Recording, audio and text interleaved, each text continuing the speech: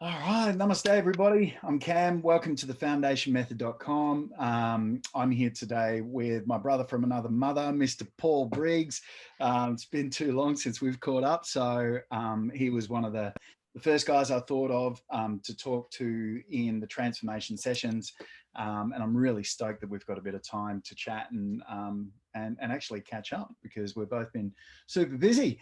So transformation sessions are all about what conscious transformations we went through in our life, as far as what things we could practice to get the transformation, and then the outcome of living well. And so so I'll start with just a little bit of my reflections on how we met. And I think it was the mid 90s at the raves, and through Bill and James, the break dancers, the twins.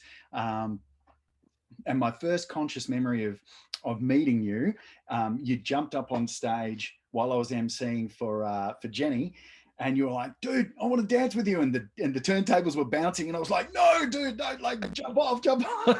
And like the guys were like, "Don't push Paul," and I was like, "What? He just like asked me if he could dance with me, like it's all cool." Like, and then a couple of weeks later, you'd met my friend Jethro, and we had a similar love of high energy dance music, and then we got to talking, and you were like, "Well, maybe you could come and jam with me, and we'll do some sets." And then over the next couple of years, we became a real force in the hard dance scene, and got lots of accolades and invitations to go over to Holland and stuff like that. And so that's kind of my reflections on how we met. Got to travel to interstate, which was a big deal back in those days. Get to go and do gigs interstate and boat cruises, and they were great times. All for the love. Sometimes. Yeah. Is that kind of like the right sort of memories? Because it's all a bit blurry for me sometimes. No, 100%. That's exactly how it was. It was an incredible time of our life. It was a very free time. It was just a very special time, I think, in the sense of here's some young men really that have, well, for myself, I was a young man who had found something that I never thought existed for one, or ever could exist, in the sense of I was always attracted to music, and yet here is an incredible opportunity to be able to go out and to be able to dance, to be able to indulge in the sounds and the lights and the personalities that the dance scene presented. So it was a fun time. It was a real fun time. We had some great times. Yeah. Going to interstate and playing boat cruises and doing recovery parties in the Blue Mountains, and meeting and incredible people, ending up in Bondi, just and doing parties up in the Sunshine Coast and that kind of thing. It was just it was a whole lot of fun. It was a very enjoyable time of my life, without a doubt. Yeah. And so just for the people that don't know who you are, I feel like you're the best to introduce yourself, because I love hearing you talk about your achievements. It always inspires me, and that's something that that I found in our friendship was really important. I felt like when I connected with you, I met like a kindred spirit, and you would always lift me up. And I would love hearing you discuss about, your achievements and the things you wanted to do, because it gave me permission to do the same. And that was really important as a young man, rather than the tall poppy syndrome of, oh, I'm not good enough, or, don't, talk about the good things you've done because you're talking yourself up. Like the energy that we had really gave us permission to talk about, the good positive things that we were creating in our life, or that we'd been through. So yeah, just, I don't know, in a couple of minutes, give us a bit of a rundown of Paul. Well, my name is Paul Briggs. I am a former two-time Muay Thai world champion. I turned professional as a very young man at the age of 16. I had a promotional contract in Japan, and I lived and trained in Thailand back before it was sort of cool, and back before anyone really knew what Muay Thai was about. And I spent a lot of time back and forth fighting in Japan, and achieved a lot at a very young age. And I had a sense of being captured by my career, and at an age where a lot of people were going out and they were finding themselves and they were relating to other young people and they were being in clubs and that kind of thing. I was in gyms and I was training and fighting, and I just didn't have the opportunity to indulge in the kind of things that young people were indulging in. And so therefore, when I found yourself and other of our crew and the dance scene, it was just an unbelievable permission slip for me to be me and not be the kick-ass dude. And so I that was basically the beginning. And then obviously, when I got into DJing and things really started taking off for us, it was just phenomenal to explore that aspect of myself. And then you went on to transition out of that into the boxing world. So from kickboxing into the boxing world. Well, I felt like obviously around the dance scene, as you knew and understood, the one common denominator within that, other than the music, were the drugs. And obviously, wherever there is substances, there are also a harder element of life. And because I had a tendency to violence, or what I call calculated violence, because it wasn't just unbridled mayhem. I was a professional athlete, but yet I attracted that kind of so-called tough guy, that was attracted to that scene and was attracted to the substance aspect of those scenes. And so therefore I got involved what seemed like very, very quickly in that aspect of that scene. And it kind of engulfed my whole life. I've always been the kind of guy that was all or nothing. I've always been the kind of guy that really loved to push the envelope. And it served me incredibly in my fight careers, to exit out of that scene. I thought, what's the one thing that's always been a positive thing for me? And what's one thing that's always been incredible for me? And what's the one thing that I've never really been able to do? Because I'm a twin and my mother would never let her boys box because my father was an ex-boxer. So we took the next best thing, which was Muay Thai. Now, at that point in my life, I'd already become a two-time world champ and I could do what I wanted. So I thought, the one thing that has always been positive for me is being in gyms. So I chose to start getting fit again and explore becoming a boxing world champion. And within 5 years, I was living in the United States and I was signed to one of the biggest promoters in the world and, fighting on American TV and that kind of thing. So I did it from that perspective and really explored what was in my heart, and that was to be a boxer.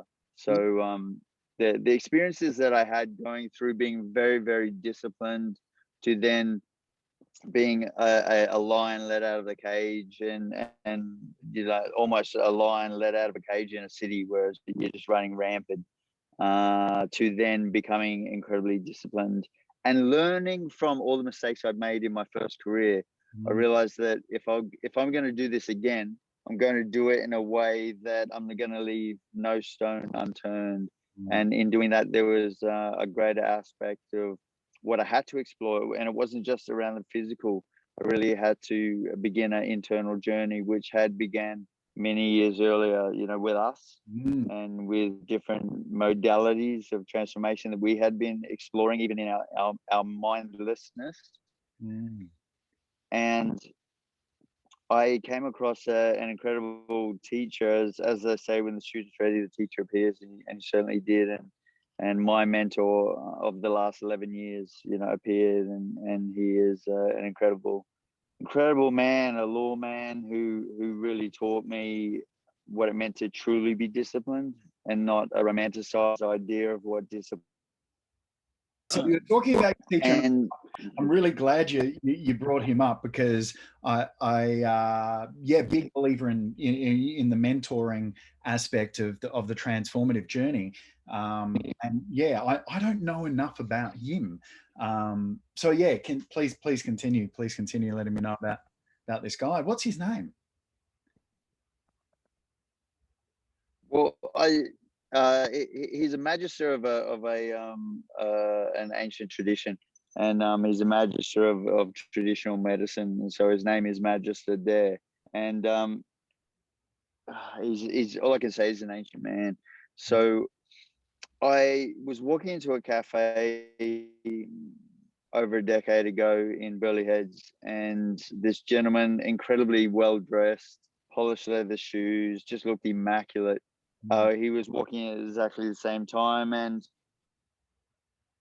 he sort of stopped and said, "After you," and I said, "No, after you." And he said, "Would you like to join me for a tea?" And I was like, okay. And at that point in my life, when a well dressed, well groomed older man would, ask me if I wanted to join him for tea, it'd be like, yeah.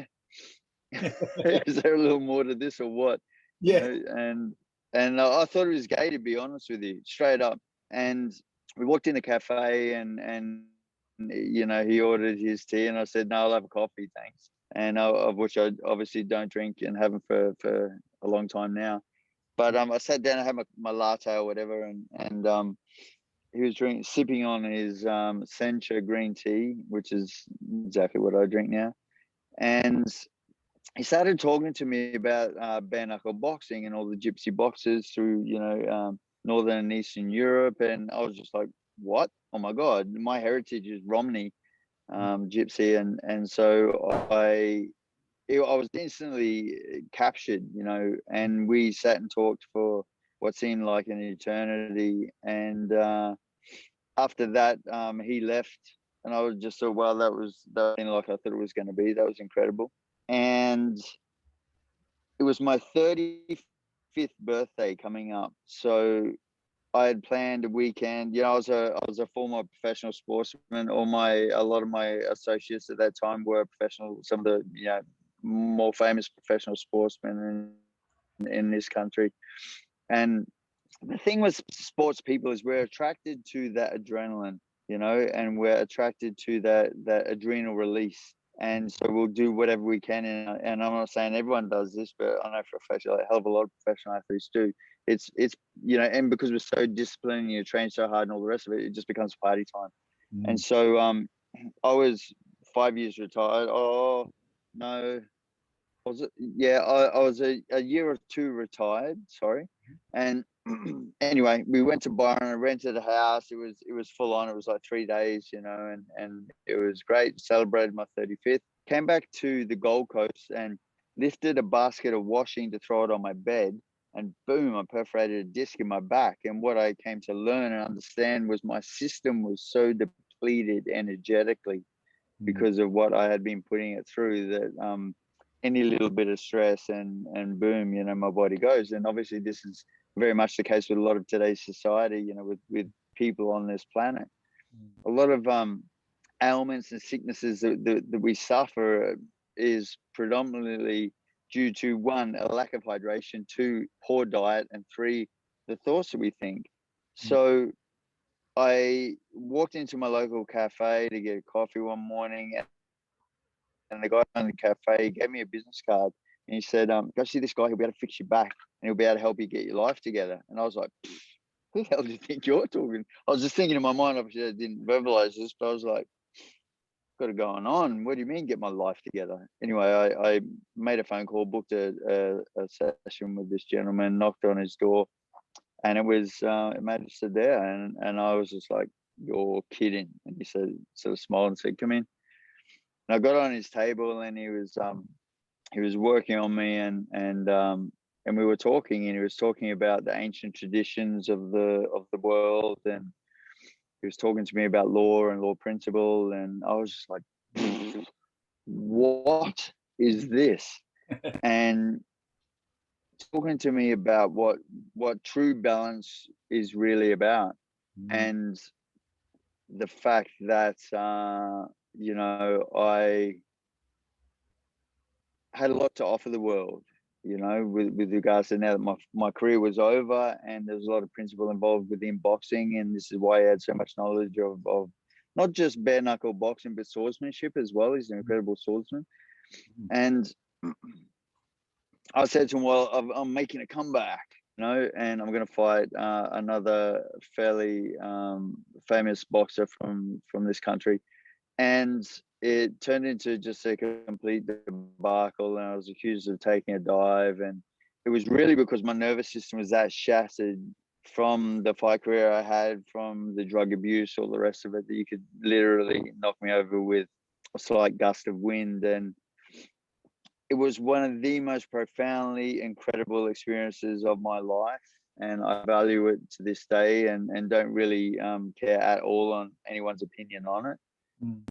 Anyone who's going to pay $30 for a pay-per-view and has, you know, their heart is disgusted at the fact they didn't get to watch a bit of carnage is none of my business.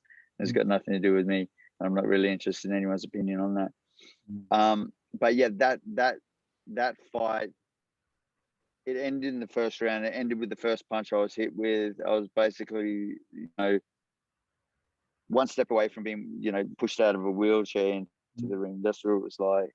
And it was the absolute crunching of my ego, because my whole identity was based around being a hard man and being a tough guy. And when I wasn't fighting anymore, just making the transition from being a professional boxer to not, it was so profoundly soul destroying. And I was so incredibly fortunate to, after the first 2 years of going through that, where really I just medicated myself in the same way I did any time I was uncomfortable in my life. I medicated myself, and my choice of medication was cocaine. And it is, for me, just incredible weakness, you know, and everything that I came to understand within myself of who I was brought to the fore to be an absolute fabrication. And addressing, first and foremost, my attachments and addictions was one of the most incredible things I've ever done in my life. And I did it myself, and I did it in a very profound and torturous way, I suppose. And it's not for everybody. Well, at least it comes back on. That's a good thing. We will not be stopped. and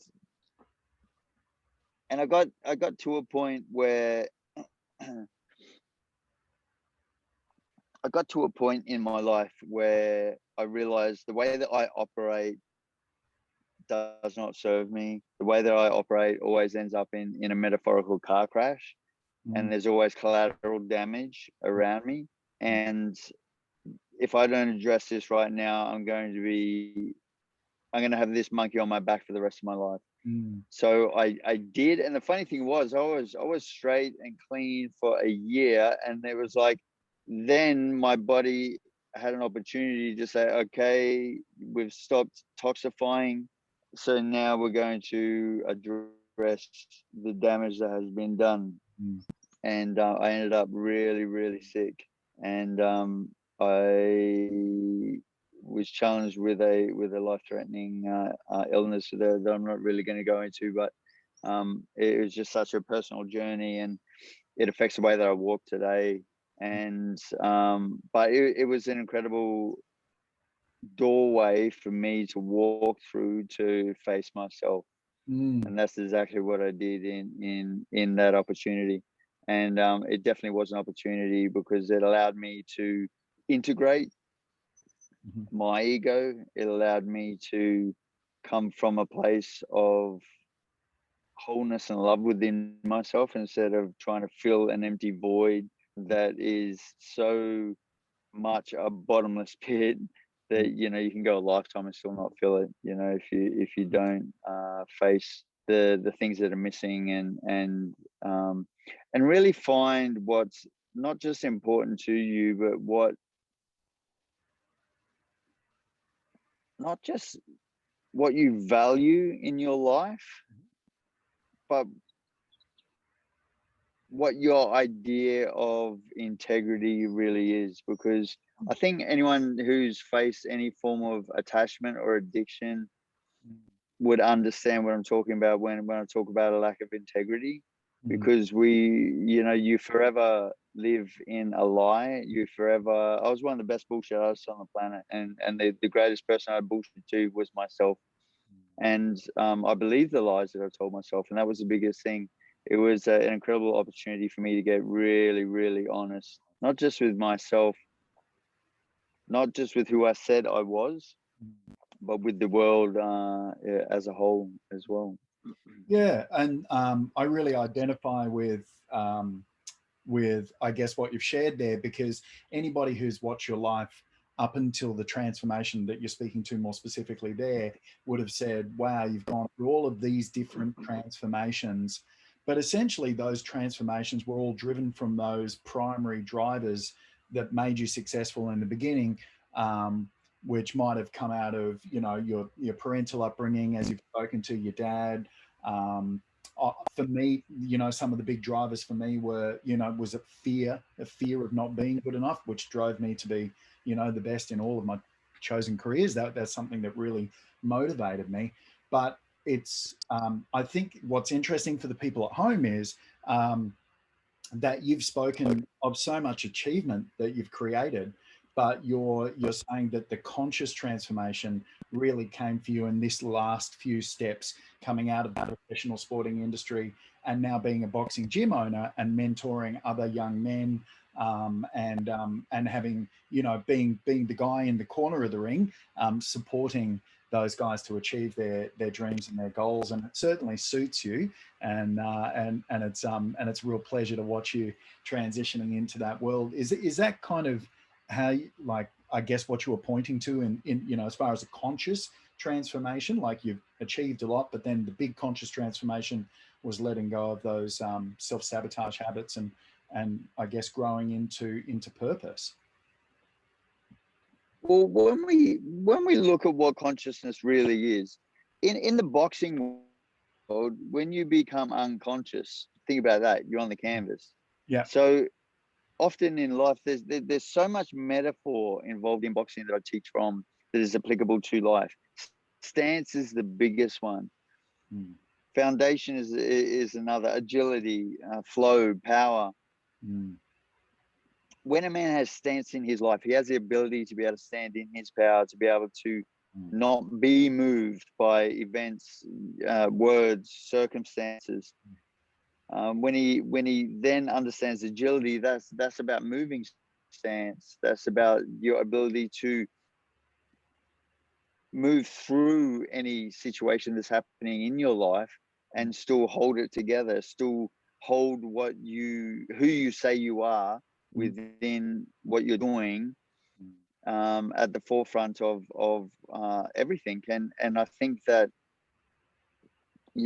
so much of today's society, men in and of themselves, have a lack of stance, have a lack of understanding of what stance even is, have a lack of foundation. We're not taught. There's no initiation these days. We're not taught how to transition from being a man, a boy, to a man. Like women have the incredible process of their cycle. Okay, when they're 11, 12, 13, 14, 15, you're now a woman because you have the ability to be able to recreate life. For most men, and I've done so much speaking, public speaking and professional speaking, where I've finished, speaking about a lot of these different concepts, and men who are in the audience, like older men, 60, 70 years old, will come up to me and say, I still feel like I'm a little boy. That's crazy. So the whole idea of men showing boys how to become men, and the fact that through initiation, through an initiatory process, you are now not just a man, but you understand foundation, you understand stance in and of itself, you understand how to stand powerfully in the world, you understand how from that stance how to lift up others and support others. And the whole idea of warriorship through the history of mankind has been power with, not power over. It's been, you know, being able to support and protect the tribe, not so much about conquering. And it's within human nature and human ego to conquer whatever. But I feel that again is coming from a place of lack and coming from a place of unintegration. Absolutely. Within any man. Yeah, absolutely. And it's funny, at the workshop I was talking, I went to on the weekend, they were talking about where that divide and men started going into, you know, the lack consciousness to, you know, to go to war was all hinged around agriculture. And, you know, people had started farming and then they depleted all their resources and they had nothing. So they had to go and, you know, hunt and gather for the family. And so that's where war kind of started coming into it, beyond power and ego and all of that type of stuff. And that was an interesting segue for me to realize, okay, it's not really the natural default. It's just something that happened out of resources. Because when men are powerful together and of purpose, all of those beautiful qualities that you know, the protection, the care, the nobility to provide for your family, all that stuff really shines. And it's when it's dim and purposeless, that's when you have all of these negative behaviors that come out. And it's interesting you talked about the initiation, because one of my milestones in my life was when we shared that sweat lodge with Clint and Ram, and went out and did that ceremony, that conscious ceremony. Marked for me, it marked a conscious decision to move into my music career and to take that stance, as you were saying, like to lean into the fear and to actually create something and do something in my life that I hadn't done before. And what meant that I didn't have many mentors in the industry that could show me the way. There wasn't any older MCs that were out there doing what I was doing. So it was really a leap of faith into believing in myself. And you really helped me with that. And I guess doing that conscious ceremony together was a real initiation into that next step for me. Because I recall I came out of the sweat lodge because I couldn't handle it anymore. I thought my skin was burning off. And she goes, "Oh, if you go out, you can't come back in." And I left, and I was lying there and the ants are biting me on the face. And I'm like, "Oh, this is crazy. What's going on?" And then she was like, "Oh, spirits have spoken, and you can come back in and finish the ceremony." And it was that mark of, you know, it's time for me to move into that stage in my life and stand in my ego, so to speak, you know.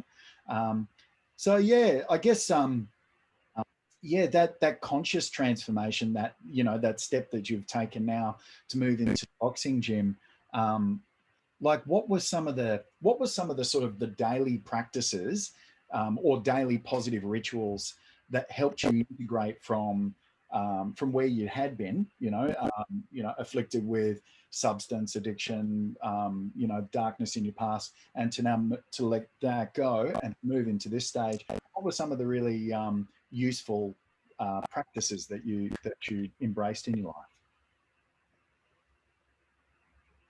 life? First and foremost, it was learning how to be with myself. My mentor said to me, "Go sit in nature and understand your own man." And I was like, "What are you talking about?" And he had me for a whole year, you know, doing this, just sitting with myself, being with myself, separating myself from people, and finding me. And it was so powerful. And I think that from there, the next step is really cleaning your diet up. Now, this might sound a little bit funny, but what a lot of people don't understand is when you start the day with a coffee, let's just have a look at this idea, right? Start the day with a coffee. Most people don't really like coffee, so hence they put milk in it. They don't really like it with milk, so they'll put a little bit of sugar in it. So they're straight off the bat, they're not having an authentic experience of their life. Their adrenals are now supercharged from the caffeine, and their stomachs are acidic from the sugar. And now their perception, so everything they're experiencing their world through, is through a filter of fear. Adrenal fear. And you know, the biggest adrenal fear, yeah, it's crazy, you know, that fight or flight. And this has been one of the biggest journeys for me in my life. Been through some of the experiences that I've had in the ring, out of the ring, is being able to really gain control of my adrenals and just to settle, you know, and be calm and be still, and that be okay. You know, most people are not comfortable with silence. A lot of people are not comfortable with themselves. So the biggest step is, one, just learning how to be with yourself first and foremost, and two, cleaning your diet up. Rid yourself of any of that sweetness. You know, when we look for those sweet things outside of ourselves, it's because we're not experiencing the sweetness of the love that we have within us, you know. And anything that is sweet outside of us is going to be acidic inside. Man, So you used to have the it's just big, something to consider. it was it was awesome watching you demolish like a whole block of chocolate in seconds. I was like, oh, here he goes, he's gonna smash it. I remember back in the day, it's like you know, just, you know, the craving of the sweetness, especially after, you know, big weekends and stuff like that. And yeah, and then I remember us having dinner Crazy. and you saying, oh no, I don't do sugar anymore. And I was like, wow, that's a massive change, you know. Sugar, coffee, gluten, wheat, just all these things, you know, that is not conducive to life. You know, it's funny. There's what's from the earth or walks on the earth. Really, that's for us. Everything else, anything that is made by man. I'll put it to you this way. It sounds funny. Anything man's ever made always ends up destroying things. You know, there's not too many things that the human beings have created that, and you know, I don't want to get on a trip of putting ourselves down, but yes, we've created some amazing things. Is our ability to be able to create in balance? No, not at all. Because what happens is, look what's happening in the world today. Fear drives greed. That's it. It's fear that there's not enough and there never will be enough. And so what do we need? We need more money. So what do we do now? You know, look at farming. Farming used to be done in a 4 paddock. You know, we'll use 3 paddocks and have 1 control paddock that's just regenerating for a whole season. And then they'll, you know, the farmers would rotate that. The United States now, the ground is just destroyed because they're just farming. There's no balance in anything, you know, that's been created. The genetic modification of everything now, again, is shifting things even further out of balance. So what does this mean for us? You know, it means that, and what can we really do about it? Start with yourselves. Start looking at what you know we're putting in our bodies. Start taking responsibility. This is the biggest thing. The whole thing in my gym with my fighters, especially around defense, the whole idea of boxing is to hit and not be hit. What does it mean to not be hit? It means to take responsibility. That's what it means. What's it mean in life to not get hit? It means be responsible. You know, when you're responsible, you're not going to be hit by those shots that life throws at you, you know, that you're not going to see or you're not going to be aware of. So yeah, taking responsibility for everything, first and foremost, what goes in your stomach, especially at the beginning of the day, is going to have a huge effect on the thoughts that you think. Yeah, absolutely. And yeah, I find my, you know, my diet shift, and this is herbal tea, by the way. It's lemon, ginger, and a bit of rose hip, hippie tea, man.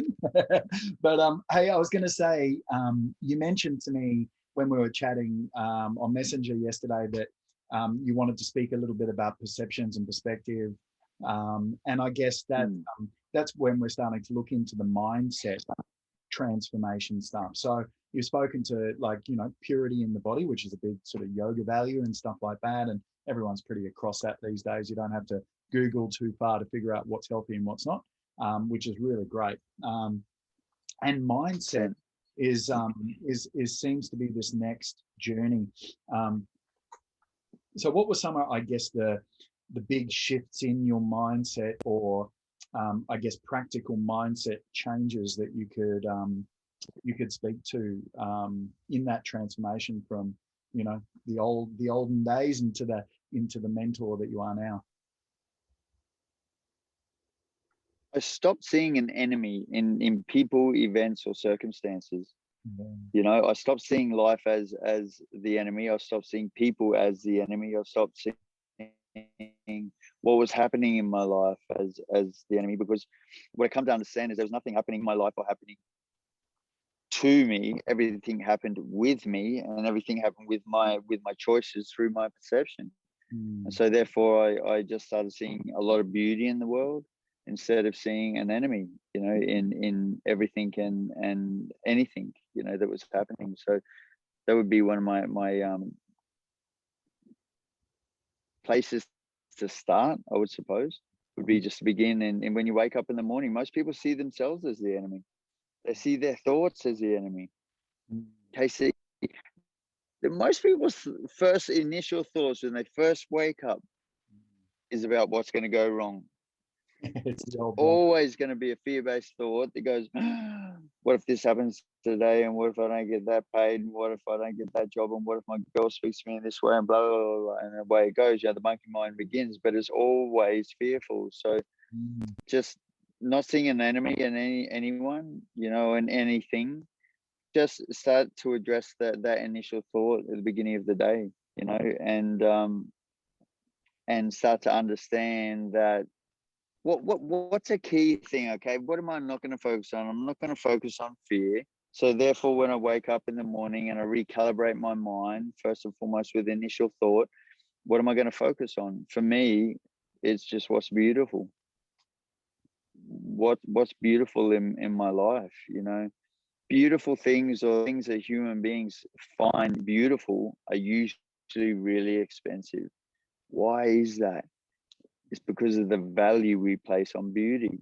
And I'm not talking about, just aesthetics in and of themselves, but I'm talking about looking into nature and just seeing the beauty that exists, looking into the nature within a human being and seeing the beauty that exists, looking at the nature of a relationship or relating, to another person, and seeing the beauty in that, seeing the beauty and what can be learned from that.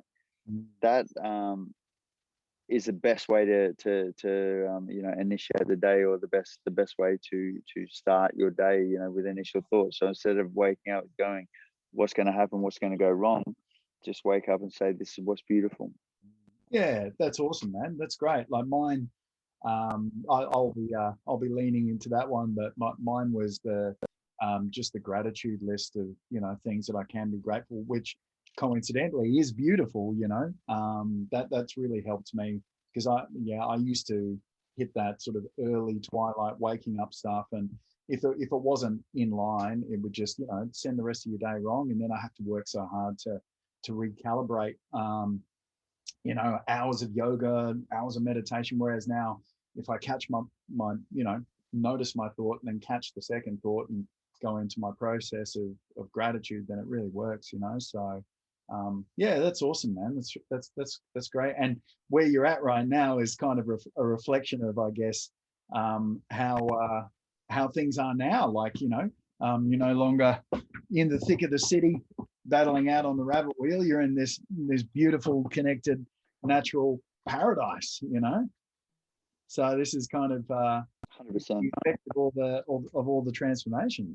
It's the universe is reflecting the beauty that you're creating in yourself, and yeah, it looks like a pretty magic spot. You're on a couple hundred or 100 acres. Is that what you said? Yeah, around 100 acres in the Talabudra Valley, which is just beautiful. It's a blessing, and this is something that I'm really grateful for. Cam, we've known each other for something like 27 years now. I'm grateful for that. I'm grateful for connection. I'm grateful for relationships. I had Bill, one of the big boy all-stars in my gym, a few weeks ago, and he brought his son in. Wow. And that was beautiful, when we embraced each other and just hugged each other. It was crazy. We put each other back, and we're looking, we're laughing, and it was crazy. And I think, what I'm so grateful for is, you know, the ability to be able to connect. I think it's a beautiful thing. I'm grateful for connections that last. I think that's really beautiful. You know, I'm grateful for my ability to be able to connect to the earth. My partner has an indigenous heritage from New Zealand and Northern America, and so, you know, something that we enjoy doing together all the time is connecting through nature. Um, so I'm, you know, and just being grateful, you know, for the ability to be able to connect, because really, isn't that not what life is about, really? You know, having these experiences when we get to our end days, when you're on your deathbed, and I'm not sure how many people do this, but I do it often. I just put myself on my deathbed and think I've got moments left, you know, and I'm gonna have a beautiful, beautiful death because I've lived a beautiful, beautiful life. And the first 20 years of my life I saw as torturous, but simply because of my perception, because of the way that I was perceiving it to be. Now I like I said, I don't see an enemy in anything. I see everything moving perfectly and to perfection, you know, and I understand that there's not a whole lot to be done because everything just comes like it really does. And, you know, when you look at nature and you observe nature and you just watch a tree, consider this: trees give us life with what they exhale. We give trees life with what we exhale. There's an intrinsic link there between human beings and earth. What does a tree need to do to get its needs met? Just stand, put its roots deeper into the earth, which is a metaphor for wisdom, you know, and the sun shines on it and rain falls on it, but there's nothing to be done, you know, for a tree to be able to get its needs met. What does a human being really need to do to get its needs met? If we go back to living traditionally, like the ancients used to live, you know, off the land and in harmony with the land, then, you know, if you have a look at how trees operate, there you go. There's not a whole lot to do, but live in balance, take only what you need, you know, give back, and everything just moves in complete harmony and complete balance, you know, from that perspective. And it's taken me years to get to this point, to be able to, you know, really truly understand this. And going back to your original statement around points of transformation within your life, I don't think, you know, we've spoken many times about that time, that point where you just change. That's not how it happens, and you know that better than anybody. It's a slow unfolding. It's like, you know, a caterpillar doesn't just go boom out of its cocoon and I'm a butterfly now. You know, it's a slow process of death that is then, you know, integration and a new rebirth. And again, observing nature, there's death, rebirth, death, integration, rebirth, death, integration, rebirth through everything, you know, in the animal kingdom, in the plant kingdom, just, you know, just within everything. So I think that the transformative process is a process that is never ending. Yeah. And I think it's just a slow unfoldment, you know, that happens over time. Yeah, absolutely. Absolutely. And so if there's I guess three pieces of advice that you'd leave for anybody who's kind of at the beginning of this journey, or feels like you used to feel when you were feeling like you were trapped in that cage, you know, in the earlier parts of your life, what would be, I guess, Yep. what would be three little pieces of advice that you would hand back? Learn to be still.